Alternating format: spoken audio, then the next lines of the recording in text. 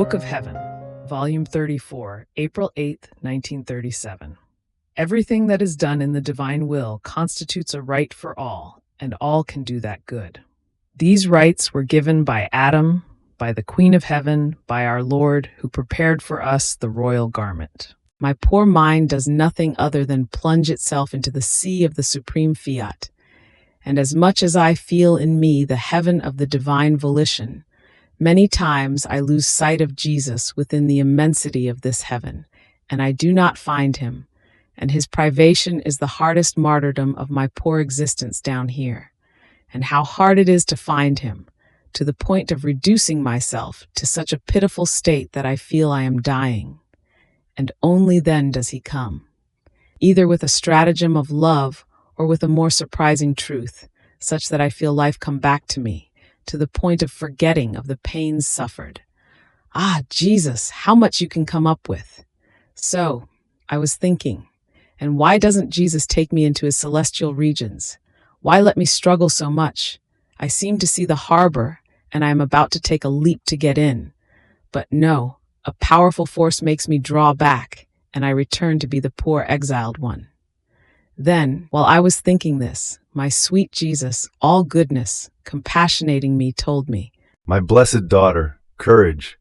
Courage knocks down the strongest bastions, defeats the fiercest armies, debilitates our power, or rather it appropriates it, and courageous, the soul wins what she wants. And we, in seeing that she doesn't have the slightest doubt to obtain what she wants, because doubt decreases courage, we give her more than what she wants. My daughter, courage, trust, insistence, without ever ceasing, love in our will, are the weapons that wound us, such that, debilitating us, we let her take by herself whatever she wants. Now I want to tell you why I'm still keeping you on this earth. You know that our divine will is immense, and the creature lacks the capacity, the space to be able to embrace it altogether. Therefore it is more suitable for her to take it sip by sip. And you take them. Now when you do your acts in my volition, now when it manifests to you a truth that belongs to it. If you pray, if you desire for my kingdom to come, if you suffer in order to obtain it, these are all sips that expand your capacity and form the space in which to enclose the sips of it. And while you do this, you come to enclose now one generation, now another, which must possess the kingdom of the divine fiat.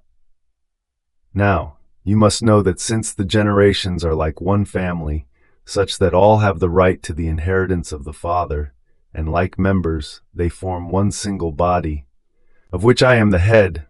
When a member does some good, obtains it, and possesses it, the other members acquire the right to do and to possess that good. Now you have not yet enclosed all those generations that must possess my will as life. Therefore more is needed of the chain of your acts, of your insistence, your pains, so as to drink more sips in order to form the space to give the right to those who, wanting it so, might possess my kingdom. As soon as you have done the last act that is needed, immediately I will take you into the celestial fatherland. Now, my daughter, with its immensity, my divine will envelops everyone and everything. There is not one being that does not swim in it. Therefore, everything that is done becomes a right of all, and all can repeat that act. At the most, there might be some who do not want to repeat it and possess it, and do not want to recognize that they live within you it, and their lives are animated by the divine fiat. These are like the blind who, while the sun darts through them, can see nothing and lie there as if it were nighttime for them. They are as though paralyzed, such that, while they can receive the use of their limbs in order to do good, they content themselves with remaining immobilized. They are like the mute, who cannot talk, but voluntary blind, paralytics and mute.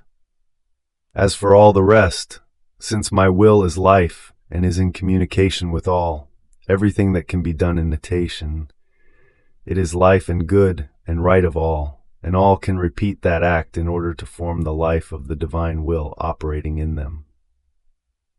The first rights to have the kingdom of my will possessed by the human generations were given by Adam, because during the first period of his life, his acts were done in the divine will. And even though he sinned and lost voluntarily the operating life of the divine will within himself, and he in us, however his acts remained, because what is done in our volition never gets out. Those are our gains, our victories over the human will. Therefore they are our own, and we never put out what is ours. So one who enters into it finds the first love of Adam, his first acts, which give her the right to possess our fiat and to repeat the same acts that he did. In fact, his acts are still speaking. His love is still fused within ours and loves us incessantly with our own love. Therefore, the operating in our divine will becomes eternal with us and is not subject to ending, and it places itself at everyone's disposal in such a way that only one who is ungrateful does not take it and does not want to avail himself of the life in order to receive life. These rights to possess my will as life were given by the Queen of Heaven because she too was of human offspring, but in a more extensive way and with greater sacrifice, because it cost her the life of her very Son and God to give the possession of the kingdom of our fiat to the human generations. And because it cost her so much, she is the one who longs and prays the most that her children may enter into this kingdom so holy. Then came my descent from heaven to earth. As I took on human flesh, each act of mine, pain, prayer, tear, sigh, work, and step, constituted a right to let the kingdom of the fiat be possessed by the human generations. I can say, my humanity is yours and belongs to all, and whoever wants to enter into this kingdom will find in it the door, the rights, and the royal garment in order to get in. My humanity is the garment that must cover and clothe with decency all those who will possess it.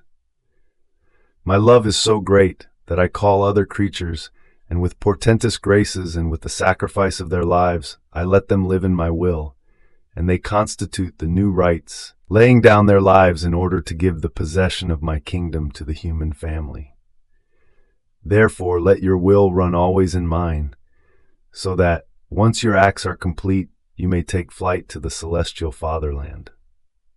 Fiat.